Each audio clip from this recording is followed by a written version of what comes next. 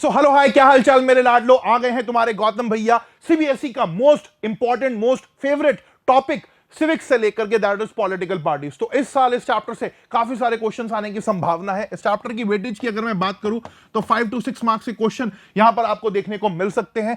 या तो एक 3 मार्कर क्वेश्चन आएगा, साथ में एमसीक्यू आएंगे, या भैया एक लॉन्ग आंसर 5 मार्कर क्वेश्चन भी इस चैप्टर से पूछ लिया जा सकता है। तो चलिए देखते हैं इस वीडियो के अंदर कि क्या क्या क्वेश्चन इस चैप्टर से पूछे जाएंगे इस बार। तो देखिए, सबसे पहला क्वेश्चन जो यहां पर हमें देखने को मिलता है वो मिलता है इंपॉर्टेंस ऑफ पॉलिटिकल पार्टीज को लेकर के, कि why political parties are important, कैसे रिप्रेजेंटेटिव डेमोक्रेसी में पॉलिटिकल पार्टीज का रोल है। तो तुम्हें बताना है कि भैया जब बात आती है रिप्रेजेंटेटिव डेमोक्रेसी की, तो जैसे जैसे इमरजेंस हो रहा है रिप्रेजेंटेटिव डेमोक्रेसी का, जहां पर हम लोग अपने लीडर्स को चुनते हैं जो हमारे लिए वोट डालते हैं, इनडायरेक्ट फॉर्म ऑफ डेमोक्रेसी जो है ये, तो वहां पर पॉलिटिकल पार्टीज की क्या जरूरत है, कैसे पॉलिटिकल पार्टीज इंटरमीडियरीज का काम करती हैं, किस तरीके से इलेक्टोरल कंपटीशन हमें देखने को मिलता है, कैसे एक अकाउंटेबिलिटी सेट होती है जो इंडिपेंडेंट कैंडिडेट्स के साथ नहीं हो सकती, एंड मोस्ट इंपॉर्टेंटली कि भैया जब बात आती है लोगों की आवाज की, लोगों की वॉइस की, लोगों के रिप्रेजेंटेशन की, तो पॉलिटिकल पार्टीज कैसे लोगों को रिप्रेजेंट करती हैं। तो यह क्वेश्चन बहुत इंपॉर्टेंट है, वेरी इंपॉर्टेंट क्वेश्चन,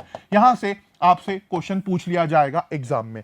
अगला सवाल जो इस चैप्टर से बनता है that is regarding the reforms, कि भैया पॉलिटिकल पार्टीज के क्या रिफॉर्म्स हम कर सकते हैं। तो आपको पता है कि चैलेंजेस ऑलरेडी पॉलिटिकल पार्टीज के अंदर बहुत हैं, जिनको मैं आगे चल करके अभी डिस्कस करूंगा। बाकी रिफॉर्म्स को लेकर के ट्रांसपेरेंसी और अकाउंटेबिलिटी वाली बात है कि कैसे पॉलिटिकल पार्टीज जो अपने फंडिंग रिसोर्सेज, अपने आईटीआर डिटेल्स वगैरह फाइल करें। देन इंटरनल डेमोक्रेसी, कैसे पॉलिटिकल पार्टी की जो टॉप लीडरशिप है वही सारे डिसीजंस ना ले, पार्टी के अंदर ऑर्गेनाइजेशन स्ट्रक्चर को लेकर के यहां पर इलेक्शंस हो। एंटी डिफेक्शन लॉ जो हम ऑलरेडी कर चुके हैं। State funding of the elections, कि सरकार पैसा दे भैया चुनाव लड़ने के लिए। इलेक्टोरल रिफॉर्म्स, एफिडेविट जो सुप्रीम कोर्ट ने कहा, and most importantly election commission के गाइडलाइंस वगैरह। तो ये सब बातें तुम्हें यहां पर लिखनी है, डरो मत। ये पूरा का पूरा PDF with answers with questions तुम्हें हमारे टेलीग्राम चैनल में मिल जाएगा, जिसका लिंक नीचे डिस्क्रिप्शन में है, जाकर के फटाफट डाउनलोड कर लेना। आगे की तरफ चलते हैं। जब बात आती है पॉलिटिकल पार्टीज की, तो भैया क्या रीजनल और क्या नेशनल पार्टी हैं, कैसे रिकॉग्नाइज करा जाता है, क्या इनके बीच का डिफरेंस है।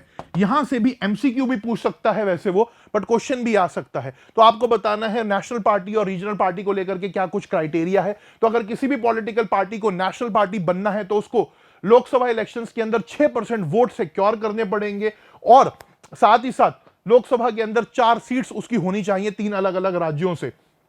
इसके अलावा 4 स्टेट असेंबली इलेक्शंस के अंदर उसको वोट मिले, एंड मोस्ट इंपॉर्टेंटली यहां पर तभी वो जो है स्टेट पार्टी रिकॉग्नाइज होगी, जैसे आम आदमी पार्टी हुई थी। इसके बाद आती है रीजनल पार्टी की बात। तो रीजनल पार्टी बनने के लिए क्या कुछ क्राइटेरिया है, क्या कुछ गाइडलाइंस है, कैसे 2 सीट्स असेंबली में आनी चाहिए, 6% वोट यहां पर मिलने चाहिए, ये सब बातें तुम्हें पता होनी चाहिए, ये सब कंडीशंस तुम्हें यहां पर पता होनी चाहिए। नेशनल पार्टी बनने के क्या फायदे हैं, कि भैया इलेक्शन कमीशन की तरफ से सिंबल मिलता है, एडवांटेजेस मिलते हैं, पैसा खर्च करने का ज्यादा मौका मिलता है, रेडियो पे आकर के, टेलीविजन पे आकर के ज्यादा टाइम मिलता है अपना मैसेज पहुंचाने का, एंड मोस्ट इंपॉर्टेंटली स्टार जो प्रचारक होते हैं वो भी आपको यहां पर ज्यादा मिलते हैं। तो ये सब बातें आपको इसमें लिखनी है। इसके बाद आता है what are the various challenges, कि भैया रिफॉर्म्स की बात तो कर दिया पॉलिटिकल पार्टी के, बट चैलेंजेस क्या हैं। तो चैलेंजेस में तुम्हें पता है lack of internal democracy, political party के अंदर इंटरनल डेमोक्रेसी नहीं है, डायनास्टिक सक्सेशन है, मनी एंड मसल पावर है, lack of meaningful choice to the voters, नेताजी कभी इधर कभी उधर पलटी मारते रहते हैं। तो ये सब बातें, ये सब पॉइंट्स तुम्हें यहां पर लिखने हैं। ये सब के सब आंसर, सब के सब क्वेश्चन टेलीग्राम चैनल में ऑलरेडी मैंने अपलोड कर दिए हैं, जाकर के आपको मिल जाएंगे। इसके बाद आता है मल्टी पार्टी सिस्टम, कि मल्टी पार्टी सिस्टम क्या है, इंडिया के अंदर क्यों मल्टी पार्टी सिस्टम है। तो तुम्हें बताना है कि मल्टी पार्टी सिस्टम वो जहां पर अलग अलग पॉलिटिकल पार्टीज पार्टिसिपेट करती हैं। मल्टी पार्टी सिस्टम भारत में क्यों है, क्योंकि इंडिया में सोशल और ज्योग्राफिकल डाइवर्सिटी बहुत ज्यादा है, एक बहुत बड़ा देश है, अलग अलग लोगों को रिप्रेजेंट करने के लिए अलग अलग पॉलिटिकल पार्टीज हैं, अलग अलग इंटरेस्ट को हाईलाइट करने के लिए अलग अलग पॉलिटिकल पार्टीज हैं। तो ये सब क्वेश्चन इस चैप्टर से बन सकते हैं। एक क्वेश्चन जो मैंने मिस्टेक से, गलती के साथ मिस कर दिया है, that is regarding the functions of political party. तो पॉलिटिकल पार्टी के क्या फंक्शंस होते हैं वो तुम्हें पता होने चाहिए, कि इलेक्शंस में कॉन्टेस्ट करती हैं, साथ ही साथ कानून बनाती हैं, इसके अलावा जो है गवर्नमेंट बनती है पॉलिटिकल पार्टीज जब आती हैं, साथ ही साथ जो है एक मशीनरी का काम करती हैं पॉलिटिकल पार्टीज आम जनता और गवर्नमेंट के बीच में। एंड साथ ही साथ अपोजिशन का काम करती हैं, जो पॉलिटिकल पार्टीज चुनाव हार जाती हैं, सरकार नहीं बना पाती, तो ये सब फंक्शंस भी तुम्हें लिखने को आ सकते हैं, एग्जाम में पूछ सकता है वो।